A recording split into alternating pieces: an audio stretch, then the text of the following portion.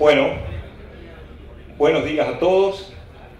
Perdón la demora, estábamos afuera haciendo un temita de algunas notas. Bueno, antes que nada, muchas gracias por la invitación. Es un placer para mí poder acompañarlos hoy en mi provincia. Yo soy de Entre Ríos, soy de Viale, así que bueno, es un gusto poder compartir con ustedes esta reunión de ganadería en una zona donde tenemos un potencial enorme para producir carne. El tema que vamos a abordar tiene que ver con análisis de terminación a corral con distintos sistemas de recría. Vamos a hablar dentro de la presentación de algunos aspectos que tienen que ver con la recría en este tipo de recursos, como son los campos bajos, campos naturales de costa. También vamos a hablar de corrales de terminación, cómo hacer más eficiente la terminación dentro de estos esquemas, y haciendo referencia a la terminación de novillo pesado, como se produce en este establecimiento. Y después vamos a dejar un párrafo aparte para hablar de algunas consideraciones sobre la cuota 481, que está muy en el comentario de todo el mundo, y ver qué va a pasar con eso y cómo lo podemos manejar desde el punto de vista de la alimentación. Así que bueno, para arrancar, la primera fase que vamos a ver dentro de lo que es la presentación tiene que ver con la recría. La recría, como dijimos, en esta zona o en estos campos bajos de campo natural, tiene un comportamiento cuya respuesta animal está definida por la curva de producción de pasto y la calidad del forraje en distintas épocas del año. Lo que podemos ver en ese cuadro son trabajos de varios autores de Uruguay durante muchos años, que lo que nos muestra es que la ganancia media diaria de peso de los novillos recriados en este tipo de recursos tiene un comportamiento que en otoño ganan 220 gramos, hay una pérdida de peso en invierno de alrededor de 170 gramos, y después recuperan peso en primavera con una ganancia muy interesante de 750 gramos y 530 gramos en verano. Lo cual, cuando eso lo promediamos en a lo largo de todo el año, obtenemos una ganancia de peso del orden de 330 gramos. Cuando los esquemas de invernada se hacen sobre este tipo de recurso, y si ganamos 330 gramos por año, estamos agregando entre 90 y 100 kilos anuales a los novillos. Entonces caíamos en los típicos esquemas de invernadas largas, donde un ternero entraba, pasaba un año, pasaba un segundo año, pasaba un tercer año, e iba acumulando entre 90 a 100 kilos por año, hasta que salía gordo con 500 kilos al tercer año o al cuarto año. Evidentemente, el punto a tratar en este tipo de recurso tiene que ver con el otoño-invierno, ya que la oferta y la calidad del forraje no es lo suficientemente buena como para sostener altas ganancias de peso, pero en primavera y verano tenemos un recurso de altísima calidad y también tenemos una explosión de pasto que deberíamos tratar de utilizarla o aprovecharla, ya que es donde tenemos ganancias de peso que superan los 500 gramos por día. ¿Cuáles son las alternativas que tenemos para potenciar el uso de este tipo de recursos naturales? Es básicamente apuntar a comer todo el pasto en primavera, que es donde se logran las mejores ganancias de peso. Como vimos anteriormente, en primavera tenemos entre 700 gramos y en verano 500, y para eso deberíamos apuntar a recriar los animales en otro tipo de recursos durante el invierno para potenciar el uso del pasto en esa primavera.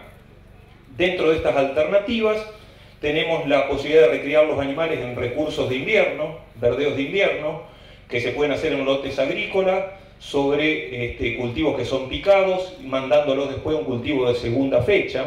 Ahí entra el raigras, la avena o el triticale, dependiendo de la zona. Tenemos como segunda alternativa la recría corral, con raciones basadas en silaje, corrigiendo todas las deficiencias del silaje para obtener buenas ganancias de peso y buenas conversiones. Y la tercera estrategia puede ser dentro del mismo campo natural, si queremos ir a un esquema menos intensivo, con una suplementación energético-proteica que nos permita convertir ese recurso de mala calidad en un recurso de calidad aceptable. La primera alternativa, que es recriar los animales dentro de verdeo, podemos tener una opción como la que estamos viendo en la foto. Esa es la recría de terneros en un campo en Gualeguay, que una vez que se queman los verdeos por allá por septiembre, esos terneros van a los campos bajos de la zona de Ceibas y luego se vuelven a un corral para su terminación a partir de marzo de abril. Esos verdeos se pueden manejar con suplementación en el caso de que querramos aumentar la carga, fundamentalmente tener más cabezas por hectárea, sobre todo cuando el recurso forrajero es limitante, es decir, cuando las hectáreas de verdeo son limitantes. Dentro de eso, de este tipo de recursos, como puede ser el raigras, acá lo que presentamos son algunas series de datos que hemos medido, son datos de campo. Este es un resumen de 11.680 cabezas que hemos podido medir recriando animales en raigras en la provincia de Entre Ríos. Estos son todos campos de la zona de Galarza y Gualeguay, son campos agrícolas donde se hace un verdeo de invierno y después que se quema ese verdeo de invierno pasa a un maíz de segunda fecha, que son muy estables para producir la comida para los corrales. Ese maíz de segunda fecha puede ir a grano húmedo, puede ir a silaje de planta entera, y lo que vemos ahí es que en promedio hay 86 días de pastoreo, donde el peso promedio de los animales que entraron fue de 192 kilos, con un rango que está a la derecha. Hay animales que entraron tan livianos como con 157 kilos y los más pesados con 227, pero que salieron de los raigrases con 245 kilos entre septiembre y octubre, y eso nos permitió sostener una carga de 9,8 terneros por hectárea, lo cual no es despreciable, yo diría que es muy buena, y generar una producción de carne que en promedio fue de 500 kilos. Esa producción de carne tiene un mínimo de 360 kilos y tiene un máximo de 740. Pero hablemos de valores promedio de 500 kilos de carne con esa carga, con un manejo de pastoreo horario. Eso consiste en encerrar los animales a la noche, largar los animales a pastorear después del mediodía o al mediodía cuando el forraje está más balanceado y cuando el efecto de la helada ya está neutralizado, y las ganancias de peso promedio que se obtuvieron fueron de 600 gramos. Es decir, no son altas ganancias de peso, son razonables para un esquema de recría que después nos permite con alta carga salir a los campos bajos, como en este caso que podríamos tener, y de esa forma el cultivo, el verdeo de invierno con el cultivo de verano después, que puede ser un maíz de segunda fecha o una soja, tiene una ecuación económica que sustancialmente mejora cualquier otra combinación, como podría ser trigo-soja. Con lo cual, la utilización de verdeos de invierno en la provincia de Entre Ríos y fundamentalmente el raigras, que es el gran cultivo de invierno para esta zona, es sumamente interesante como un controlador de carga para después largar todos esos animales recriados a partir de septiembre u octubre a los campos naturales, campos bajos o eventualmente pasturas. El segundo punto, la segunda alternativa, tiene que ver con el encierre de ternero o los corrales de recría. Estos son corrales de recría en la provincia de Corrientes, donde está bastante implementada la utilización de los mismos, donde lo que buscamos, como se ve en la foto, es un animal recriado, no ponerlos gordos, sino que darle buena caja, un potencial de crecimiento que cuando salgan a campo no esté condicionado por la gordura y que cuando salgan al pasto puedan ir a altas ganancias de peso. El recurso base en toda esta zona es el silaje de sorgo quizá es el silaje por excelencia, en algunos casos podemos utilizar silaje de maíz. Lo que hay que tener en cuenta en este tipo de corrales de recría es el manejo de la ración, apuntando fundamentalmente a evitar engrasamiento. Lo que no podemos hacer en un corral de recría de un novillo que después va a salir al campo es ponerlo a altas ganancias de peso para que después cuando salga al campo tenga un efecto contraproducente y no pueda expresar su máximo potencial, con lo cual es fundamental obtener ganancias de peso moderadas, pero que son relativamente altas para el tipo de dieta. Es decir, la recría corral tiene que hacerse a ganancias de peso que van entre los 700 y los 850 o 900 gramos por día, de forma tal de que la eficiencia de conversión sea buena, y que a su vez no lo sobreengrasemos para salir al campo. ¿Por qué entre 700 gramos y 900? Porque si el animal es de un frame grande, un animal cruza, de buen tamaño, de buena caja, podemos irnos a mayores ganancias de peso respecto a un animal de menor potencial de crecimiento, como puede ser un británico, un Angus o un Hereford de frame más chico.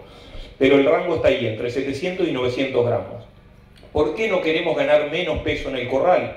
Cosa que hoy veíamos por ahí que las ganancias de peso en este campo eran algo menores. ¿Por qué es malo eso? Porque la eficiencia de conversión empeora. Cuanto menor es la ganancia de peso en un corral de recría, peor es la eficiencia de conversión.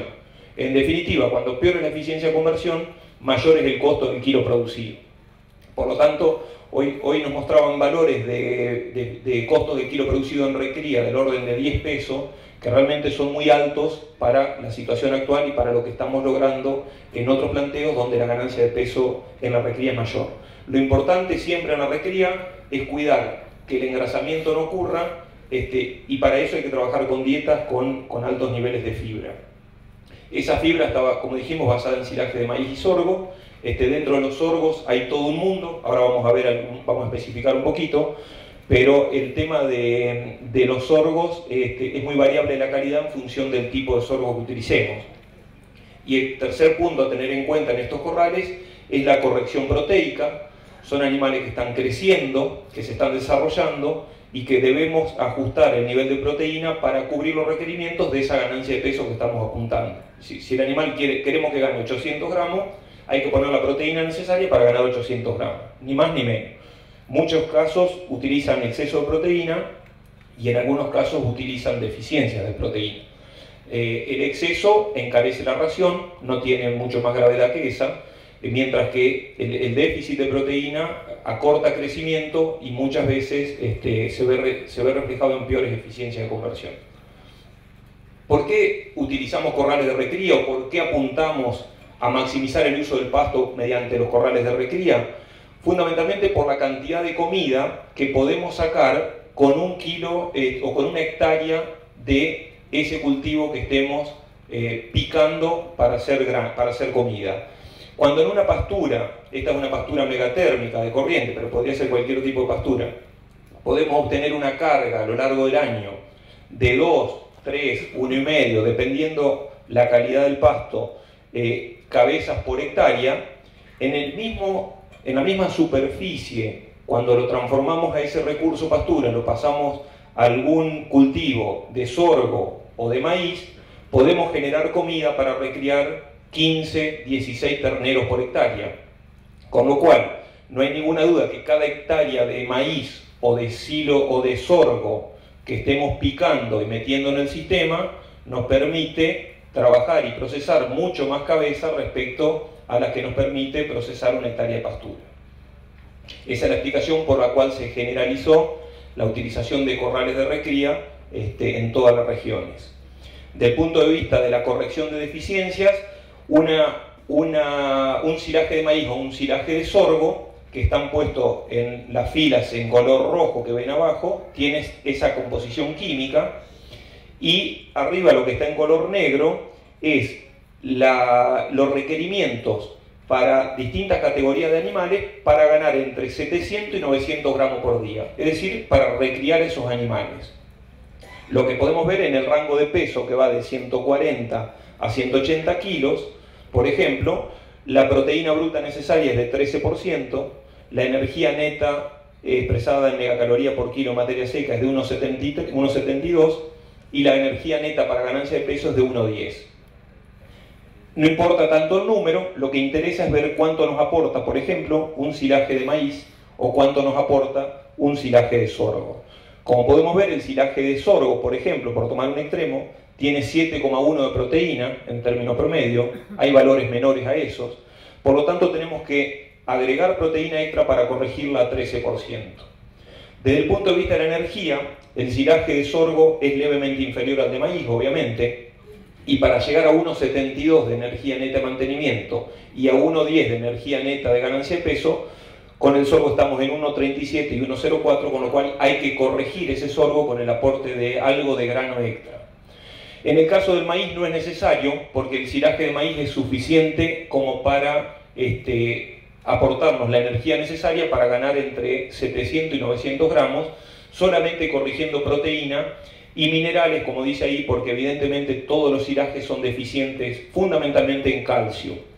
Entonces lo que hay que hacer en ese caso es corregir el calcio, corregir las vitaminas y minerales que se destruyen en el proceso de fermentación cuando se elabora el silaje, y eso se hace a través de la inclusión de una premezcla, un premix vitamínico-mineral, y eventualmente la incorporación de proteína la hacemos con una fuente proteica, puede ser un speller de girasol, un speller de soja, soja cruda que se produce en el campo, controlando los niveles de inclusión, y la utilización de urea.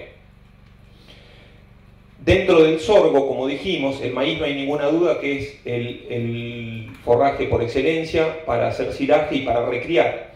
Pero dentro del sorgo hay todo un mundo. Y dentro del sorgo, lo importante es definir qué tipo de cultivo de sorgo vamos a establecer para poder hacer nuestros corrales de recría.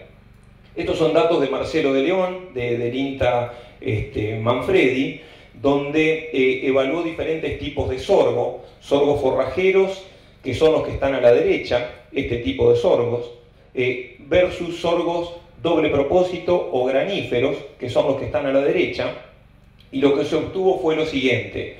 Es decir, lo que está en la columna color verde son las ganancias de peso, es decir, que los sorgos forrajeros generaron ganancias de peso de 360 gramos por día, los hileros de 430 gramos por día, son los dos materiales que tienen muy poco aporte de grano en relación a la planta. Son plantas de 3 metros, 3 metros y medio de altura, pero que no tienen panoja, no tienen grano, y en el grano está la energía. Y los que están más hacia la izquierda, ya pasamos a sorgos doble propósito o sorgos graníferos. En los dos casos estamos obteniendo ganancias de peso del orden de 730 a 860 gramos, y esa ganancia de peso está dada por el aporte de grano que tiene el silaje. Por lo tanto, cuanto mayor es la ganancia de peso, como les decía hoy, mejor es la eficiencia de conversión. La conversión de los sorgos graníferos o doble propósito es de 9,5 o 9,7 a 1, mientras que la eficiencia de conversión de los silajes de sorgos hileros o forrajero es de 13 o 15 a 1. Hoy una eficiencia de conversión de 14 o 15 a 1 significa un costo de kilo producido de 11 o 12 pesos, mientras que la eficiencia de conversión de un sorgo doble propósito, que insisto, estas son un poco altas porque son animales más pesados, de 9 a 1 significa un costo de kilo producido de 8 pesos o 9 pesos. Con lo cual, la gran diferencia está dado por el tipo de sorgo que estemos utilizando. Si vamos a hacer corrales de recría y no vamos a usar silaje de maíz, lo que hay que utilizar son silajes de sorgo, materiales de sorgo que sean graníferos o doble propósito. Pero lo determinante ahí es el aporte de grano que haga ese sorgo al silaje total. La tercera alternativa que tenemos en la recría de este tipo de recurso es hacer toda la recría sobre campo natural. Para hacer toda la recría sobre campo natural es importante, como dijimos antes, corregir el efecto del invierno, porque en el invierno las ganancias de peso son neutras a negativas, y sobre todo cuando trabajamos con animales jóvenes, con animales con terneros de destete. Si nosotros suponemos que la ganancia de peso inicial del forraje base es menos 200 gramos y que por efecto de una suplementación pasamos a ganar 200 gramos positivo, haciendo una suplementación energético-proteica, y esa suplementación la hacemos con 1,6 kg de una mezcla de grano de sorgo y speller de girasol, por ejemplo, estamos teniendo un diferencial de ganancia de peso del orden de 400 gramos. Es decir, dejamos de ganar 200 gramos y pasamos a ganar 200 gramos. La diferencia entre menos 200 y más 200 son 400 gramos. Y si eso lo hacemos con 1,6 kg de una mezcla sorgo grano húmedo, pele de girasol, la eficiencia de conversión de esa suplementación es de 4 a 1. ¿Qué quiere decir? Que estamos gastando 4 kilos de suplemento para producir 1 kilo de carne adicional en el sistema. 4 kilos de una mezcla de sorgo grano húmedo y speller de girasol, hoy posiblemente nos estén costando alrededor de 4 pesos con 50. Para producir 1 kilo de carne adicional en todo el sistema es una práctica más que recomendable para todos los esquemas que quieran recriar en campos naturales en otoño e invierno sin entrar en un esquema tan intensivo como es el de corral de recría. Esto es lo que rápidamente es un trabajo de Álvaro Simeone de Uruguay, donde Puso animales de 150 kilos, estas eran terneras, en campos naturales durante el otoño-invierno. Las testigos no fueron suplementadas. Otro tratamiento que fue el suplemento diario, todos los días se entregaba la suplementación en forma diaria en comederos. Y respecto al suplemento con silos de autoconsumo, que son los silos tolva, donde el consumo se regulaba con sal gruesa. Esto era, se ponía la ración, se regulaba con un 10% de sal gruesa para que los animales no coman a voluntad, sino que se restrinjan, y de esa forma lo que obtuvo fue que los testigos que estaban en campo natural arrancaron con 150 kilos, pero cuando terminó el invierno pesaban 130. Es decir, habían perdido 20 kilos las terneras, y eso se reflejó en una ganancia de peso negativa de 240 gramos por día. Mientras que los animales que fueron suplementados terminaron la fase del invierno con 175 kilos o 182 kilos, las ganancias de peso fueron positivas, bajas pero positivas, entre 260 gramos para los que fueron suplementados en forma diaria y casi 350 gramos los que fueron suplementados con autoconsumo, pero sobre todo lo más importante son las eficiencias de conversión, que está abajo. Es decir, los dos sistemas, tanto el silo, la suplementación diaria o la suplementación en tolva autoconsumo regulada con sal, convirtieron menos de 4 a 1, 3,2 a 3,7 a 1, con lo cual el costo por kilo producido de esa suplementación es de 4 pesos. Es una tecnología que para los que hagan recría campo durante el otoño-invierno en campo natural, no deberían dejar de analizarla ni de utilizarla porque realmente es de bajo costo. Una vez que terminamos la recría en el campo natural, con una fase previa de corral de recría o con una fase previa de recría en verdeo o en campo natural con suplementación como hablamos, los animales van todos durante la primavera al campo natural, el verano lo pasan en ese campo natural donde las ganancias de peso sí son buenas y ahí tenemos que tener toda la carga para comer ese recurso, y una vez que en marzo-abril salimos de ese campo natural porque empiezan a decaer en crecimiento, los encerramos en el corral. Los encerramos en el corral y los terminamos, y esa terminación es la fase que vamos a ver ahora. Es decir, hasta acá vimos la recría, ahora vamos a ver rápidamente la fase de terminación. ¿Qué es lo que nos interesa dentro de la terminación a corral? Acá estamos viendo una foto, esto es un feedlot en Salta, hay gente que nos está representando acá que vino a acompañarnos. Esto son corrales de bajo costo, son corrales armados con una estructura muy simple, muy sencilla, pero que lo que se prioriza es el manejo. No importa si el comedero es de cemento o es de lona, lo importante es que no tiremos comida afuera y que hagamos un buen manejo de la alimentación en cuanto a suministro, lecturas de comedero, etc. Cuando nosotros encerramos animales pesados, cuando encerramos novillos, como nos contaron hoy, que pesan 350 o 400 kilos, lo que tenemos que cuidar es la eficiencia de conversión. ¿Por qué? Porque la eficiencia de conversión es inversamente proporcional al peso de encierre. Estos datos que estamos viendo ahí, tenemos en el eje de las X, en el eje de las Y, perdón, la eficiencia de conversión en kilos de materia seca por kilo producido, y en el eje de las X tenemos el peso inicial de encierre de los animales para distintas categorías. Esto es un resumen de animales que hicimos con Juan Elizalde. Estos son todos datos de campos que tenemos medido, y lo que pudimos encontrar fue que la eficiencia de conversión empeora en la medida que encerramos animales más pesados, cosa que es totalmente conocida por nosotros. Pero lo interesante es que no es lo mismo encerrar un novillito, de 250 kilos donde la conversión es 6 a 1, a encerrar un novillo de 400 kilos donde la conversión es 8 a 1. Es decir, el costo del kilo producido de un novillo que encerramos con 400 kilos es sustancialmente mayor al costo del kilo producido de un novillo que encerramos con 250 kilos. Eso no está mal. Lo que está mal es que no paguen más el novillo pesado porque cuesta más hacerlo. Entonces, lo que vamos a ver ahora es cuál es el margen que nos entregan después estos modelos en la medida que encerremos novillo pesado. Es decir, por eso se difundió en forma masiva el encierre de animales jóvenes, porque la eficiencia de conversión está garantizada, lo cual no es bueno ni para el país, ni para la ganadería, ni para nadie, pero es la única forma que tienen algunas empresas de asegurarse un costo del kilo producido relativamente bajo. En la medida que encerramos animales pesados, vamos a peores eficiencias de conversión, vamos a costos del kilo producido sustancialmente mayores. Hoy Martín nos contó que en este campo el costo del kilo producido en terminación es 14 pesos. A mí me parece que 14 pesos es altísimo, inclusive para un novillo de 400 kilos. Hay cosas que se pueden mejorar ahí, pero hoy tenemos que hablar del costo del kilo producido en un ternero que anda en costo de alimento entre 8 y 9 pesos, mientras que en un novillo puede andar entre 10 y 11 pesos. El tema es que encima pagan más el ternero que el novillo. Entonces ese es un punto que debería revertirse.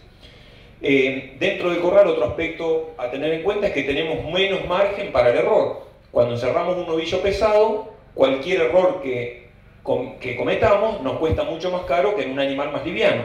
¿Por qué? Porque de nuevo, la eficiencia de conversión es peor.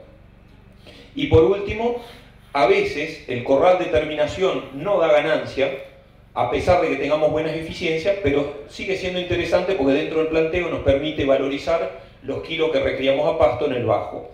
La realidad es que hoy la relación de la ganadería y la relación de los granos a carne diría que la mejor de los últimos 20 años. Tenemos un grano, un maíz que vale 1000 o 1100 pesos Rosario, un sorgo que vale 800 pesos Rosario, y tenemos un novillo que vale 19 a 20 pesos, con lo cual estamos hablando de una relación de 20 a 1. Es decir, hoy no hay forma de perder plata en el corral, aunque hagamos las cosas lo peor posible, no vamos a perder plata, pero justamente es un buen momento para obtener muy buenos resultados, y cuanto mejor hagamos las cosas, mejor va a ser ese resultado. Por lo tanto, el mensaje es, aunque los números den, no nos tiremos a chanta y hagamos las cosas de la mejor forma posible, controlar los sistemas para obtener un resultado superior.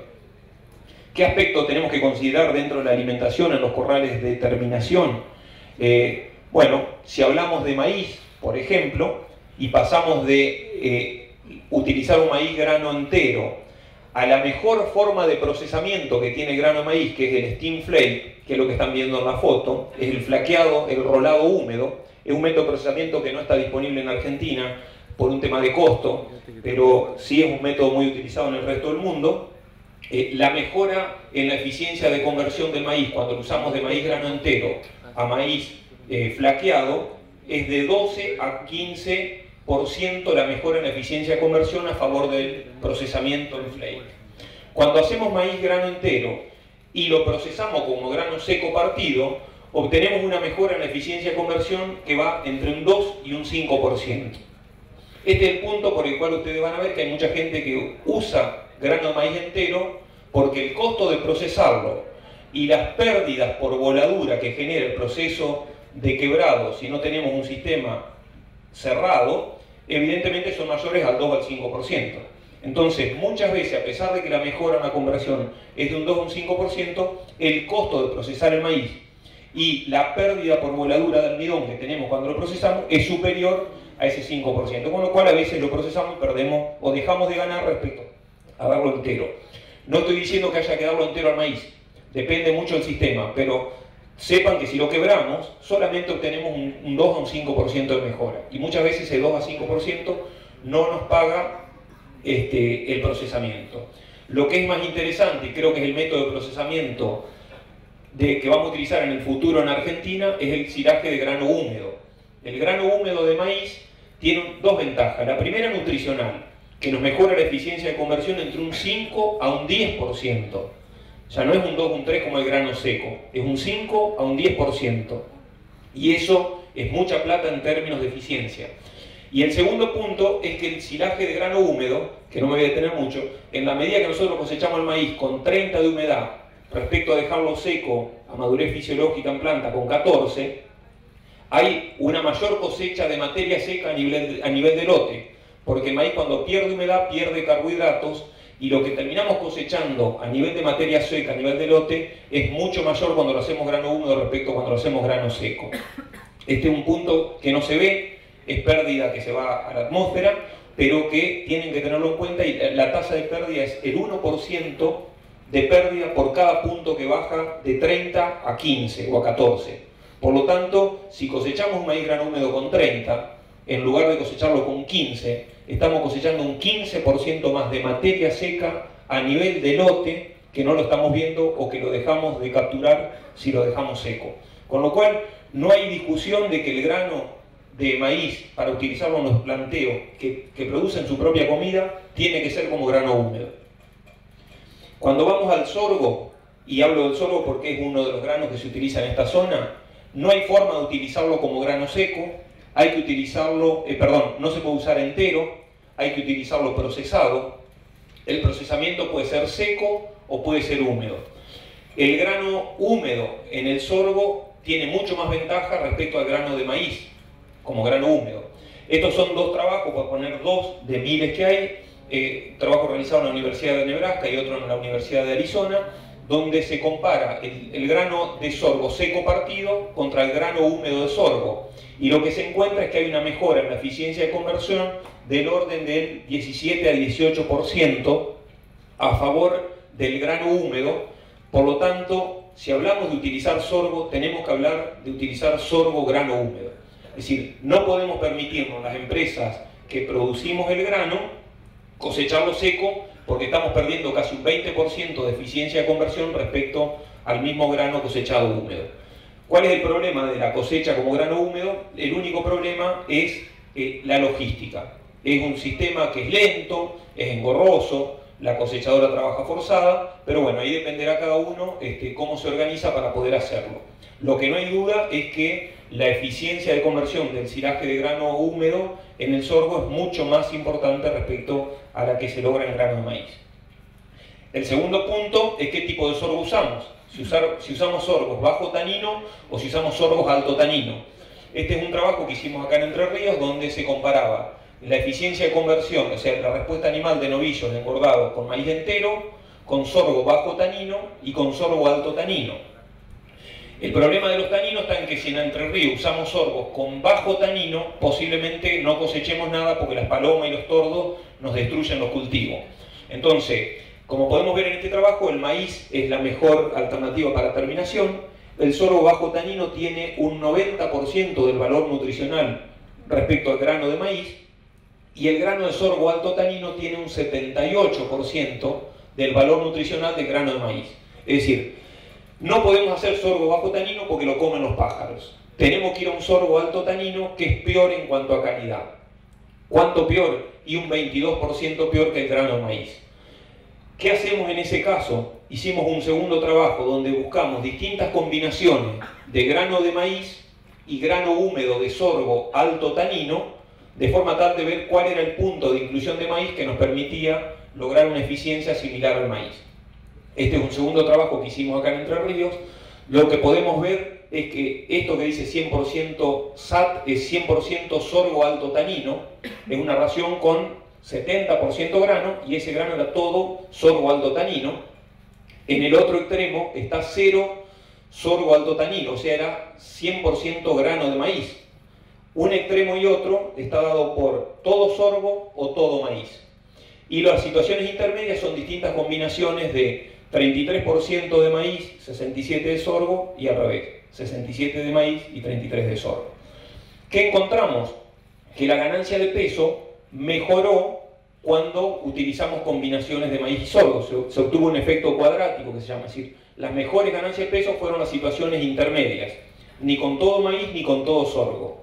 Y en cuanto a la eficiencia de conversión, que está abajo, encontramos un efecto lineal y cuadrático que lo que nos indica es que en la medida que íbamos incluyendo maíz en la mezcla, la eficiencia de conversión iba mejorando, al punto tal que incluyendo solamente un 33% de maíz y un 76% de sorgo, obtenemos una respuesta animal casi similar a utilizar todo maíz.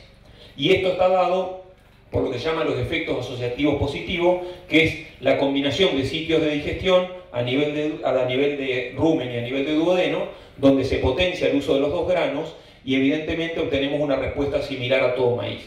Por lo tanto, la recomendación para todos los planteos que utilicen sorgo grano húmedo en la provincia de Entre Ríos y que son sorgos con alto tanino, incluyan una parte de la dieta con grano de maíz. Van a mejorar la conversión sustancialmente, van a bajar el costo de kilo producido y evidentemente van a ser más competitivos. Cuando hablamos de alimentos fibrosos, simplemente cuidar los niveles de fibra. Fíjense lo que pasa con dietas de terminación donde incluyen un 10 o un 30% de silaje de sorgo azucarado como fuente de fibra.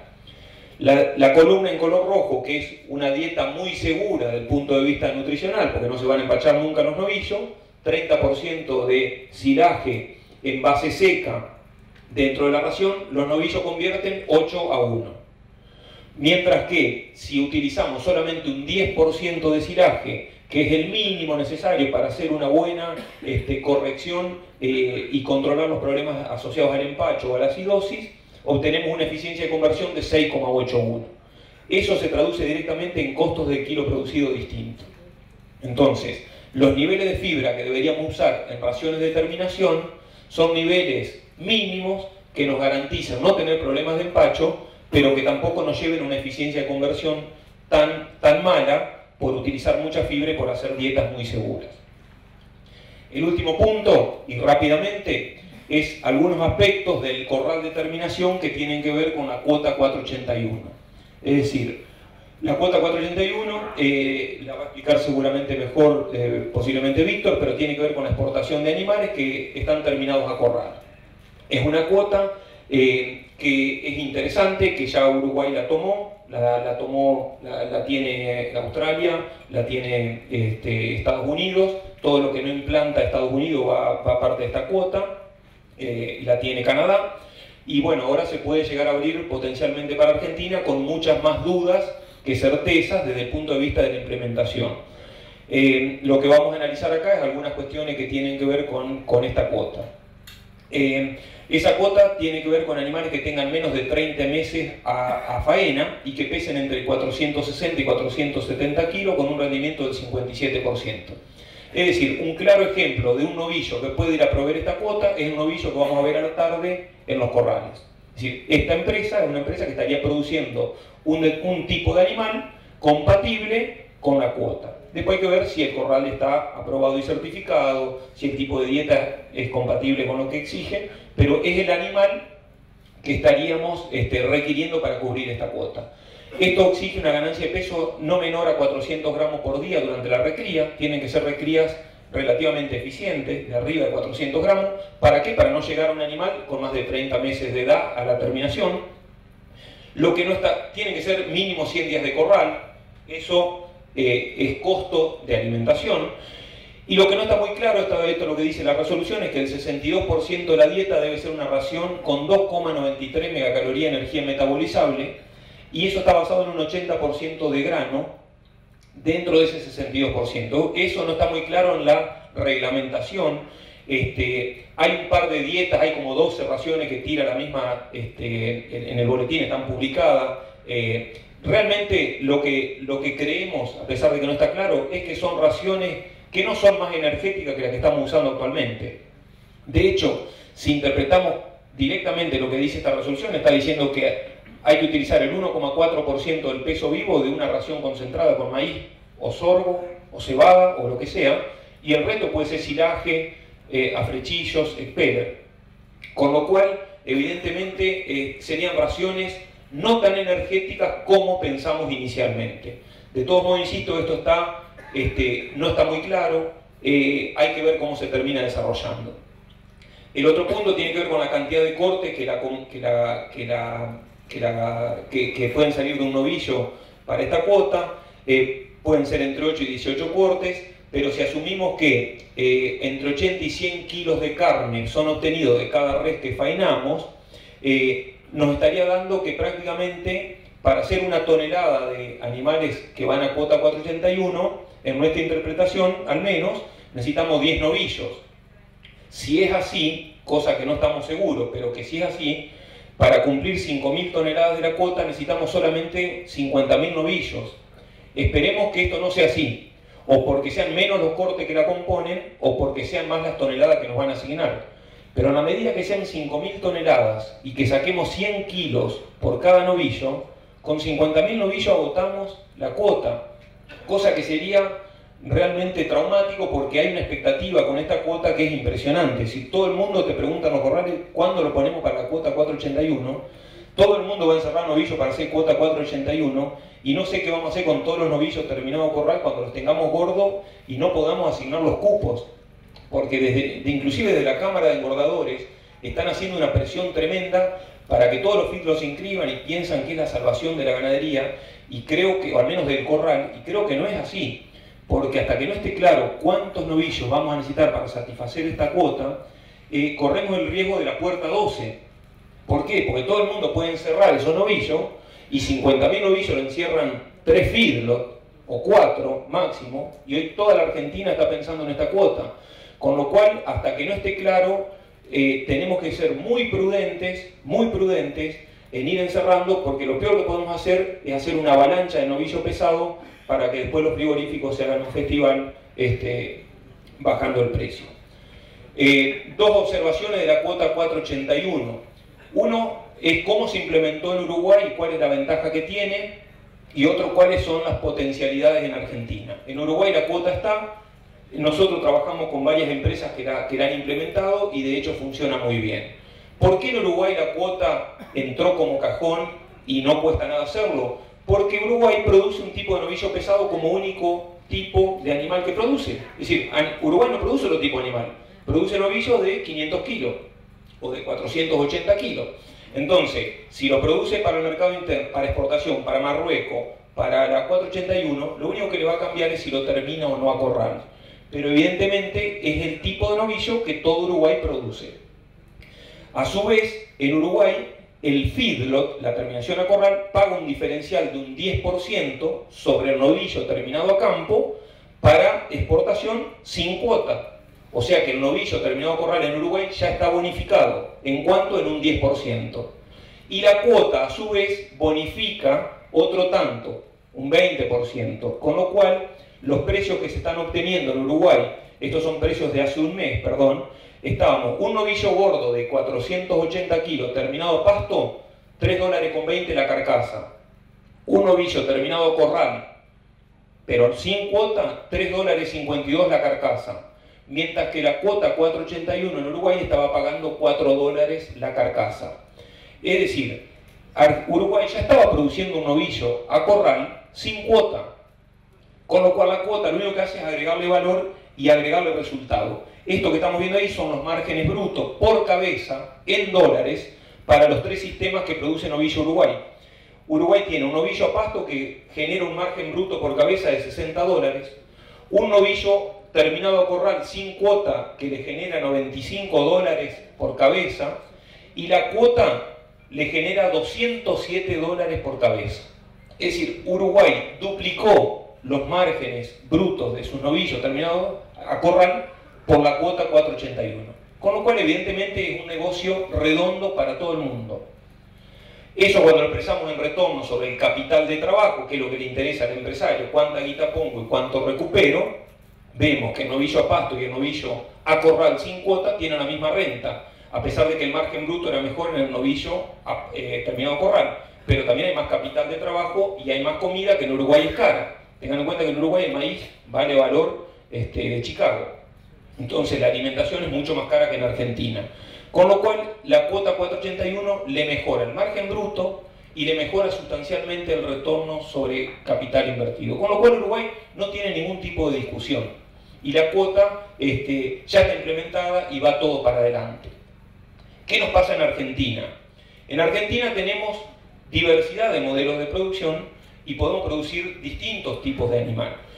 Acá lo que vamos a hacer es comparar simplemente 4 modelos para determinar cuál es el precio que debería pagarnos la cuota 481 para tentarnos a producir ese tipo de animal.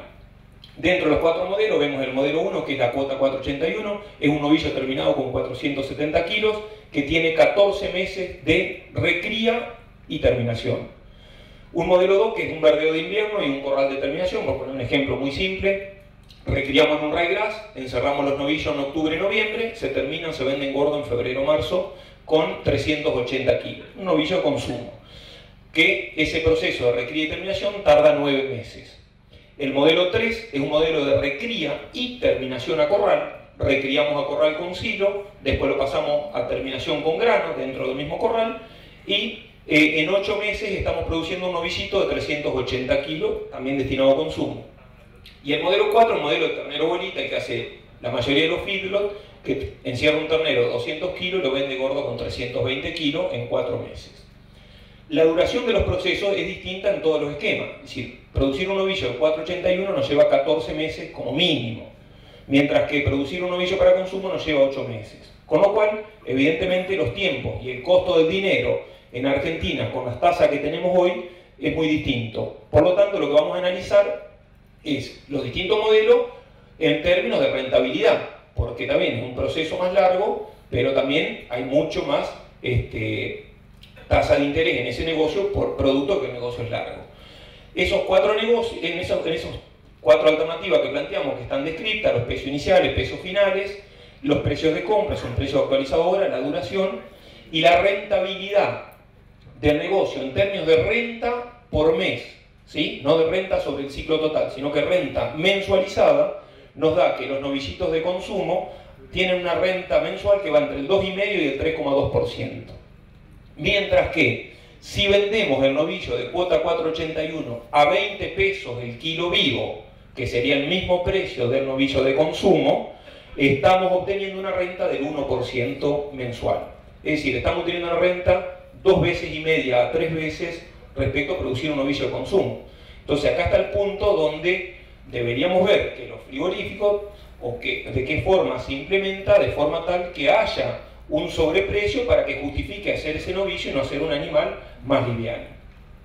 ¿Cuál es el diferencial de precio que nos está dando a nosotros? Bueno, hicimos la cuenta, el novillo de cuota 481 por ser ineficiente, porque es un novillo pesado, debería pagarse un 31% más el precio respecto a un animal de consumo. Abajo lo ven, eso significa que hoy valga el kilo vivo 24 pesos con 15.